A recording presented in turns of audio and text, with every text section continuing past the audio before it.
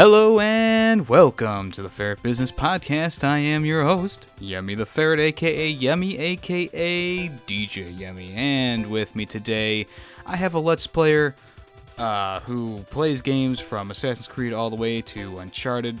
And he's got over 1.4 thousand subscribers. Pretty damn good. He also goes through gameplay trailer breakdowns and does discussion on things like, oh, from E3, what's going on at E3? Well, I'll tell you what's going on at E3, and he talks about different games from E3, of course. And so, with us today, I am proud to present ThePatientWolf. How you doing today? Yemmy, pleasure to be here. Thanks for having me. Oh, not a problem. All of his links will be down below, including Twitter and YouTube. I almost said Facebook. I don't know why, but I almost said Facebook there. Bless you. Yeah, that's great. But hey, how are you doing today? Yeah, very good. It's in the height of summer here in the UK. We've had the I can't remember a summer like it. It's been like three or 4 weeks, just continuous sort of high 20s to 30 degrees, and we've got the Soccer World Cup that we're all interested in. And today we've found out we're going into the semi-finals, which is completely unheard of as well. Oh, there you go. England kind of got, throughout my lifetime, have been completely lackluster at international football, but we're doing something right at the moment. Yeah, that seems how it is around where I live. I live in Ohio here, and we have three teams. We have American football team, a basketball team, and a baseball team. Right. And the past few years, we've been doing pretty well on the two fronts of baseball and basketball, but we've still only won one championship in the last 5 years. So yeah. But hey, congratulations that your football team is in the semifinals. Yes, yeah, it's great. It's fantastic. Baseball and American football. A few of my favourite films are based around those sports. Oh, really? I haven't got a clue what goes on there, but it kind of doesn't matter because the story is, you can relate to it because of all the various narrative strands going on. But Moneyball, have you seen Moneyball? No, I have not. Basically, how the guys sort of use numerical advantage to basically disrupted the whole way of winning baseball. I think it's the Oakland A's. I think it is, and they nearly won the World Series, or they won the World Series, just doing it in a very different way. I didn't have a clue what was going on and what baseball was all about, but I just loved the film.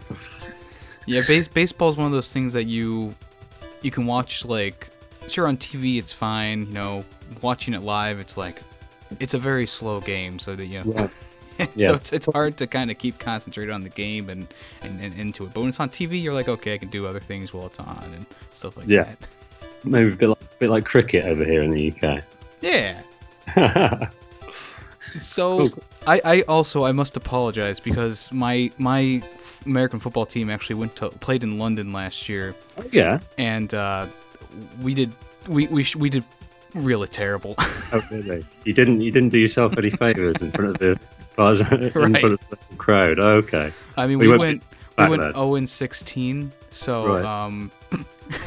Yeah. And one of those stops was London. So right. You guys are a part of history. It's always quite a big occasion when the NFL comes over here. I don't sort of watch it myself, but a few of my friends enjoy it.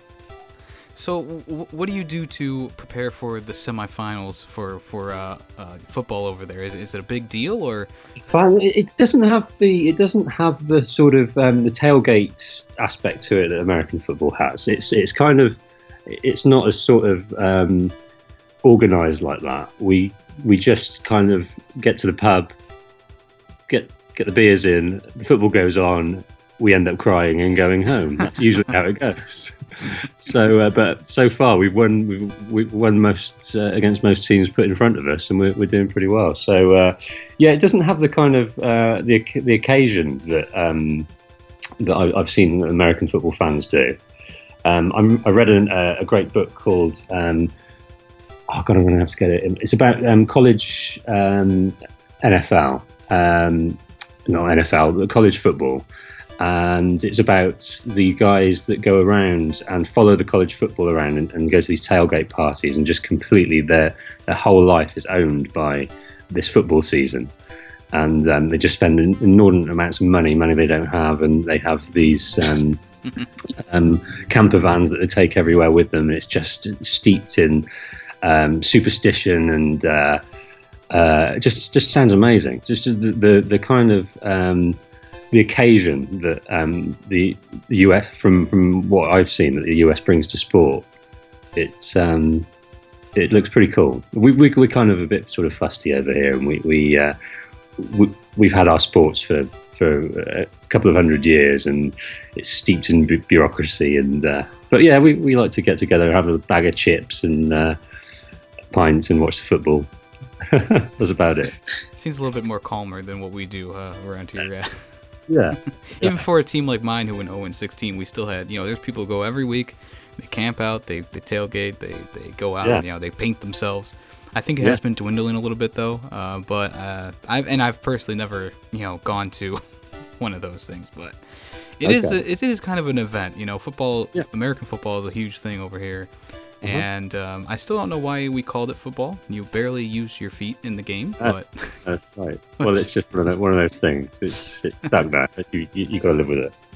The old days they used to call it ironclad, or ironclad, or I think it was ironclad, right? Is that because of the padding that you need to use? I'm not sure. I just know it's a lot better name than what we have now. Yeah. And you guys just don't call it American football. It's just football, right? Yeah, it's just football over here, and then your version of football would be soccer for us. Yeah, of course. Yeah. And that one kind of makes more sense because you wear socks while. Just kidding. Yeah, I don't know. That must be your word for it, or maybe it's ours, and we've changed it. I don't know where soccer originates from. Yeah, who knows? All I know is it doesn't make sense, and here we are. Here we are. It's like here I am, an American, and I don't like the name of our sport. That's great. Let's see. So, what other sports in England are big? You mentioned cricket. Yeah, so cricket, rugby's a big sport, tennis, lots of racket sports. We like to think we invented all the great sports. So any sport that kind of originated over here, we'll take on.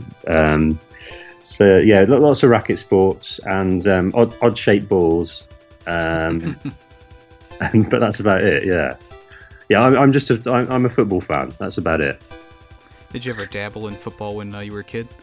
I played it. I loved playing football. Absolutely. I was out there as soon as the bell went at lunch. I was always out there.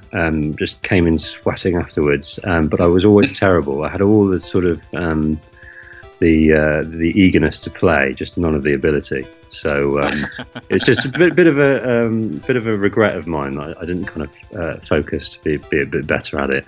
My friends always kind of ridiculed me. Because I'm kind of quite tall and lanky, and my heart's in it, but my legs aren't. You know what I mean? Yeah.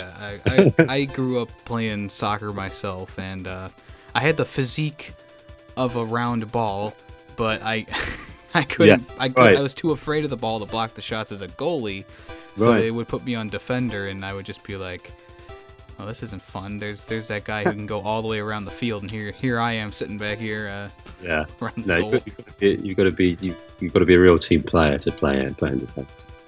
Although there was a time when I was good at being goalie, then all of a sudden something happened. I don't remember what. Maybe I blocked it from my memory, but I could not like soccer balls coming at my face. I couldn't take it anymore. I don't know what happened. Okay, you just switched. You flipped. Yeah. I don't know. Maybe I don't, because I don't remember ever like getting hit in the face with the ball or having anything massive coming at me. It's as soon as you get older and you get a sense of your own destructibility. I think that's the key. When you're young, things just don't matter. When you get older, just don't hurt my face, please. So tell me about the channel a little bit. Where did it start, and how did you come up with the name ThePatientWolf? Yes, so started the channel just before Christmas this year, and it was a fairly slow start. But I kind of just wanted a hobby, I guess. I play I've always played computer games, video games, since the mid-'80s. And I've kind of dropped in and out of it for various reasons. But in the last kind of year, I've just really wanted to just, because I hadn't played for quite a while. There's lots of games I hadn't played, and my sort of, my knowledge of what the studios were making and what the great games were and what the not so great games were, was really sort of thin on the ground. And I kind of just started playing again and started getting interested in it and watching a few Let's Players. And I started watching a guy called the Rad Brad, who's, have you heard of him? He's enormous. I've heard him, but I haven't watched his content. So he's, I enjoyed watching because he's just sort of, he doesn't really go into much detail about the game. He just sounds like he's having great fun playing it, and he's just got a nice voice, and he's just an easy, safe Let's Player to watch. And you can, which is, it's great. So I kind of watched him, and I thought, I'd love to do that. I'd love to have a go at that. I bet you can really sort of get into the game if you're sort of narrating over it and building up the storyline as you go and being more invested in it. And I was finding myself with games kind of playing for a while and then dropping off, and then once you've been out of it for a month and then you come back to it, you don't have that same immersion.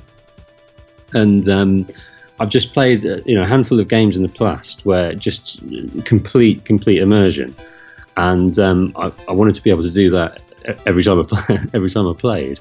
So I kind of I just did a few Let's Plays on my own, not uploading them anywhere, with sort of very rudimentary kit, and thinking, can I do this? Can I give it a go?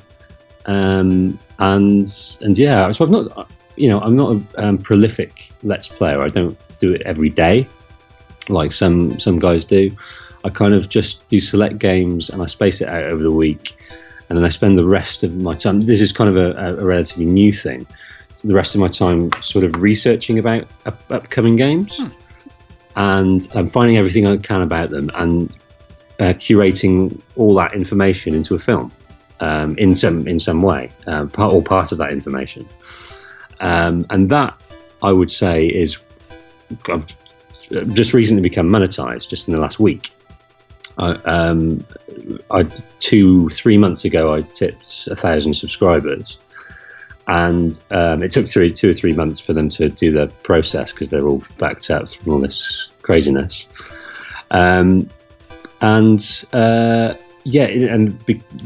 because I've done those videos, and they're the ones that are getting the views, and that's from those views people have subscribed. If I was carrying on doing my Let's Plays, I would still be stuck at sort of 50-60 subscribers. So, and I really enjoy making those films. It's really great fun, almost as much as playing the games. I've in my everyday life, I don't get to sort of get deep down and research and get in the weeds of information and collect it all. And if I'd known this before I started my career, I might have gone down a very different avenue of research. I just find it so relaxing and just mesmeric, and you're completely present. You're not thinking about anything else, and you're just gathering all this information. And then having to convert that information into a narrative that you can impart that wisdom, or that wisdom that you've collected, onto someone else within a short space of time. That's also very cool. So there's sort of a few steps to it. And because of that, and I've sort of committed to trying to get as many of those out. I thought I could do one a week, but that's just impossible. So hopefully a couple of months. Two a month or something, but that means I haven't got time to do the Let's Plays and edit it, and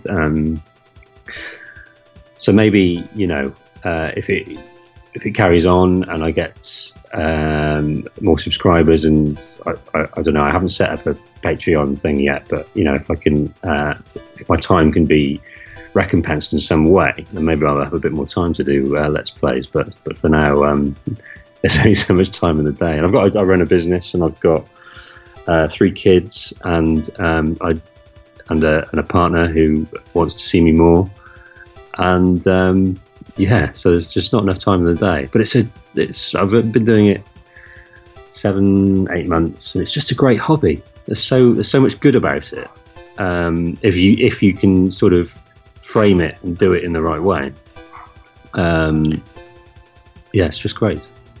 Yes, it sounds like you're going pretty fast too, and congratulations on being monetized too. I know it's a very long process to get that stuff done sometimes, and I'm glad that YouTube finally, pulled up their britches and were able to get everyone monetized who deserved it. It's a shame that they obviously they didn't figure that they had to do this in the way they were doing it, so they're obviously very embarrassed because a lot of people are pissed. But I'm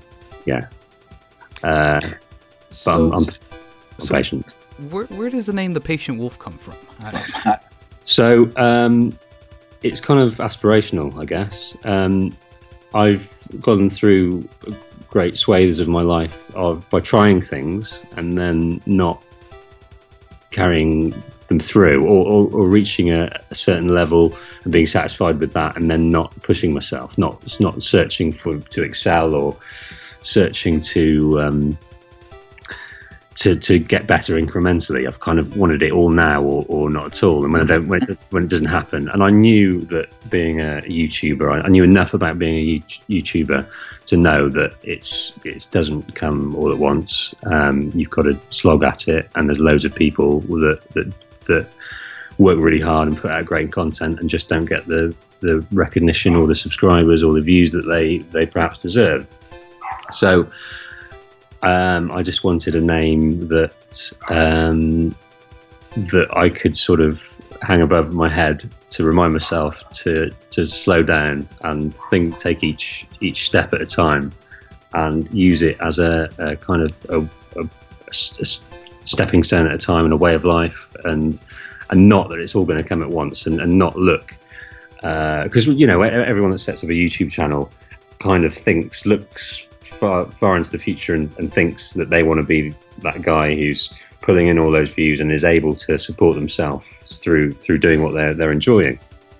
But I'm not anywhere near there yet, and I'm not sure I ever will be. But just taking each step at a time and incrementally improving and being honest with yourself, and taking feedback in the right way, and all those things, that just be patient, basically. So a long-winded way of saying that I need to be patient in every step of doing this type of thing. So were you always a patient person, or has that changed throughout your life? No, I'm not patient at all. If people are lagging behind, I get impatient. I need to be here at a certain time. If people aren't coming, then I'm not very empathetic with that. If I get hungry, I need my dinner now. So everything's got to go on my time frame, or it must seem like to other people. So no, I'm not patient at all. So it's something that I aspire to be, but I am definitely not. So it's kind of an ironic title too. All right, yeah. I know that Vexus would probably hang me high if I didn't ask you this, but I was hearing a dog barking in the background. Do you have any? So you have pets? I don't at all. No, because it's so hot, the doors are open, and I live in a built-up area. And there's a pub over the road, so I think it's a dog over there. No, I've got no pets at all. Bamboozled. Yeah. I'm sorry. This is where we were supposed to have the dog conversation, isn't it? But no. I'm afraid we're going to have to move on because no dogs. There's no dogs in my life. So what games are you planning on bringing to the channel in the future? I know you're getting done with your Assassin's Creed 2 Let's Play right now, and you just got done with Red Dead Redemption. What's plans for the future? So I've kind of come to how I want to structure the channel, basically, in the last few weeks, and it's kind of getting hyped for games that are coming out. I say that the types of games I like are kind of the big budget open world extravaganzas with a great story, the sort of 40 hours to finish the main story and 150 hours if you want it type of game. Yeah. So 3 days a week, I do a let's play of games that I've always wanted to play but never played before. So, Red Dead Redemption, Assassin's Creed, and these are games in the years I chose not to play games. These are the games that came out were great, but I missed them. So there's a huge list of games that I'd love to play. So that'll kind of feed through. But I'd say that there's probably 4 or 5 games coming out within the next 6 months that I'm really, really interested in. And that would be Red Dead Redemption 2, Spider-Man, We Happy Few. Have you heard of that one? Yeah, actually. Compulsion Games. And Days Gone. And I'm sure there's one more. But I think the game that I'm most looking forward to is probably Cyberpunk. Yeah. I think everyone's looking forward to that. I think the scope, the promised scope of the game looks to be phenomenal. But so getting hyped for certain games and then creating these videos that would sort of impart information to people and to share the hype that I've got, and then do a playthrough of the game, and then a few videos afterwards that perhaps wrap up the story summary, or might go into details about a character, or might look at historical parallels with a game, something with like Red Dead Redemption 2. So it's kind of building up hype to a game with videos, enjoying the game, and then coming down the other side with videos to wrap it up, and then moving on to something else. And I think going back into being immersed in a game, narrating a game really gets you into it. But I was chatting to a friend the other day, and I think he put it really well when he said it's what you bring to the game, the knowledge that you have, or the expectation and the hype will sort of help your enjoyment of it. Sometimes, obviously, you happen upon games and you weren't expecting it, and then it's amazing. But when certain games that you don't know about, and I played The Witcher 3 a year or two back, and I got to about 10 hours, and I kind of hit a lull, and I didn't power through it because I didn't have any knowledge of the lore, of the background story, or I didn't bring anything to it when I was playing it. And if I had, I might have got through that because of my excitement to see what's next, or to play through it. And and I just think it's important to get hyped for things, and because I think that will make it a better experience. Definitely. On the opposite end of that spectrum, though, what are some games that you are gonna avoid playing on the channel, or in general? Let me think. I'm not a huge fan of the Japanese. Although I'm really hyped for Ghost of Tsushima, but Japanese RPGs, I'm not a huge fan of those. Final Fantasy, things like that. I don't really take to the graphic style. Sorry, am I yucking your yum here? Is that something you love? No, I'm not personally a fan of the Japanese anime type games myself. Right. So I guess I'd probably avoid those. But I like any game with a decent story. I'm not good at playing games. I think anyone that watches me will probably get frustrated at certain points, especially in combat scenarios, because I forget buttons. My muscle memory's terrible, so it takes me ages to get used to something. I get flustered. I don't think my mind to my limbs. It probably goes back to me being really terrible at football. The passion's there, but the skill and ability. So all I've got is being able to sort of talk about what we're seeing and the story, and empathy for the characters. And so any game that has a great story, or at least a story that I can bring to it, is going to be good. And obviously gameplay is important. So games that I've played Bloodborne, for example, I didn't take to that. I think many people don't take to that because of the complexity levels.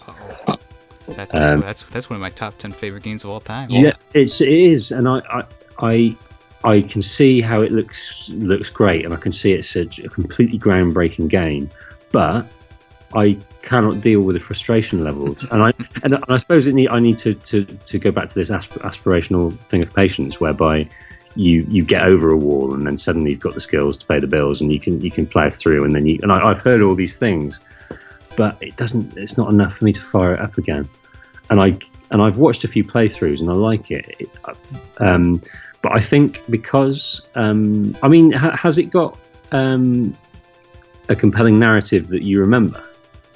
Well, you see, the thing with From Software games is most of the narrative is in the background through things that you find throughout the game. Like, you pick up a charm and you read the description of it, and there's the whole story and background on it. So it's not like in your face kind of. Yeah. But there is a narrative in there, and the one for Bloodborne is quite interesting. I don't want to spoil it if you were planning on playing any more of it, but it does get interesting when you read into it. But if you want a story that's on the surface, it's there. You're hearing about it, you're playing through it. You don't have to do anything special, like knock on this door at exactly this point in the game, and the guy will talk to you. Right. This is probably not going to be the game for you, no. Right. Yeah. No. And I should love that. Just kind of piecing together this information that you're given, and sort of projecting your own assumptions of what it's about. I should love that. It's just when you're getting absolutely pounded by some guy that looks like a scarecrow with a pitchfork in your arse, and you've got to do it again and again, and then you meet the big boss on the bridge, and you have no idea how to kill him. And I guess it is just keep doing it and practice, and that's probably the enjoyment, isn't it? And I'm just missing something. Yeah, I've been through the game 7 times now, and it's still probably as much fun as I remember it from the first time I went through it. So now you see, I talked to loads of people incrementally throughout the past since it's been out, and this sort of conversation like this makes me want to say, let's try again. So I may well do. And I just keep saying to myself, look, you're going to die. You're going to be patient, and it might be okay. But I never get there. It might always be my nemesis. Let's talk a little bit about Kingdom Come Deliverance, because I played this game for about 2 hours. Yes. And I see you've got two episodes out of it. What did you think of the game? How did you like it? Was it interesting? I thought it was interesting. I think it looked really interesting. I think it was the complexity and it was too. I think it was too RPG for me. I think it was too. You had to feed yourself. You had to make sure you were. This is from my early impressions of the game. Make sure you clean yourself, have the right clothes on, get the right sleep. The combat. I didn't give it enough time to get used to it. So I was getting kicked up and down the park. But it looked great, but it just looked too involved for me. I don't have enough time to spend on a game, hundreds of hours on a game, if I'm not completely invested in it. And I kind of just wasn't. But I have watched a few, sort of sporadically, a few Let's Play episodes of various people. And it does look good. Sometimes it looks frustratingly boring. It's an hour of finding a loaf of bread for someone, and other times it just looks completely engaging. So I think it's just one of those. I think those games are difficult. I think I was speaking to someone else who didn't take to The Witcher 3 when they played it, and because of the sheer expanse of it, and the side quests that you had to do, and the kind of pacing of it came a bit off, because you weren't sort of ploughing through this main story, and you were getting sidetracked, and then you'd forget where what you forget your character's motivations and what they're there for. Right. Things kind of get muddled up, it's like playing Mass Effect 2, where it's like, okay, you're fighting the collectors, and you're also getting fish for your aquarium and feeding them, Right. Okay. So you've got this sort of big, larger than life task to do, and then you've got this menial task on the right. Oh, by the way, I need to pick up my dry cleaning. So there's a balance to be struck there. I guess it wasn't as bad in Mass Effect 2, but Mass Effect 3 was definitely the one where you felt it the most, because that was the one where pretty much the universe is ending, but here you are on this planet getting, stopping the shoplifter and right, keeping the law and the misdemeanors. Yeah, wow. Yeah, so the Kingdom Come Deliverance, I kind of I was umming and ahhing from the start, and I had a conversation with a friend: should I play it? Should I not? And I just went ahead and played it, and I shouldn't have done. And I think I'm going to take it down. I think it's just a bit of a shameful example of my lack of staying power. That. Well, I agree with you with that. It's a very large game. I was the same on Witcher 3. I started playing it, and I was like, this might be too much for me to get into, because just like you, I like the narratives. I like big games. Like, I've played through Fallout 4 all the way and a bunch of games like that. But it's just like games like Witcher 3 and Deliverance. It's like, oh my gosh, this is too much for me personally, and I can see where you're coming from with what you're saying. I do. And that's kind of a little bit of a worry with Cyberpunk, that it might be too involved, because I've done quite a lot of research on it, and because it's an adaptation of the Cyberpunk 2020 tabletop game, whereby it's so immersive, and you have relationships, you can cultivate relationships, and there's myriad attribute skills to take care of, and you've got to take care of your guns, and street cred matters, where you've got to you can't even talk to some NPCs if you don't look the part. So there's all these sort of things to think about, and the world looks enormous, and there's no loading screen. So how are you going to get from how are you going to fast travel? I don't get it. So I'm worried, a little bit worried about that aspect of it, whether it's going to be too immersive. But hopefully, with what I project on it, with my knowledge of it, hopefully that'll be a joy to play, because it's a part of a world that I've been looking forward to playing for 2 years, whatever it will be. So the final thing for today, let's talk about Ghost of Tsushima, which is you have 76,000 views on your first video that you came out for it. What are your expectations for the game, and what are your hopes for the game? I think my hopes for the game is that it'll be amazing, and it promises to be at the moment, and that it will be. My expectations are that it's going to just look and feel. I think the world is going to be the crowning glory. I think it will win myriad awards for what it looks like, and because it's kind of. Sucker Punch did the Infamous series, but I think the reason that video did so well is because no one was making films about it at the time, and no one really there was no information out there, and people weren't sort of trying to theorize or anything like that, so expectations were pretty low, and then they dropped this amazing gameplay video that just looked awesome. I've never been a huge samurai fan, so I don't know why I'm so excited about it, but I am. It looks pretty incredible. What about you? Is that the type of game that would float your boat? Well, I really enjoyed the Infamous series. Infamous Second Son is one of my favorite games from that generation. And if it's half as good as Second Son, or actually, you know what? I would say it needs to be better than Second Son, because Second Son had a few minor things I didn't like about it. But so far, I think the gameplay looks freaking amazing. Like, it looks like it has that kind of feel of like a Bloodborne or a Dark Souls-like game. Yeah. But I'm hoping that it's not going to be like, you die and everyone respawns kind of thing like those games are. I hope it's more of an Infamous kind of thing, where it's like you're playing a story, you're this character, you're doing whatever you need to do in the world to get it to to get through the game, and I am interested in it, and it looks cool. It definitely looks cool. It does look cool. I think it will be awesome. But what about Sucker Punch making Infamous? and then the very next thing they make is Ghost of Tsushima.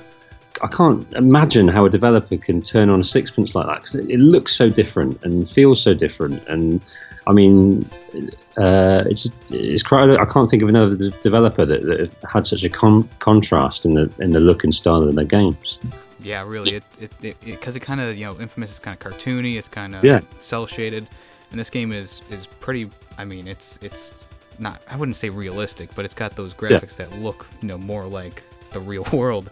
Yeah, so it is a big change. I think the last Infamous came out in 2014, so they have had a little while to kind of maybe get a new staff in there, or have new things happen in the company itself.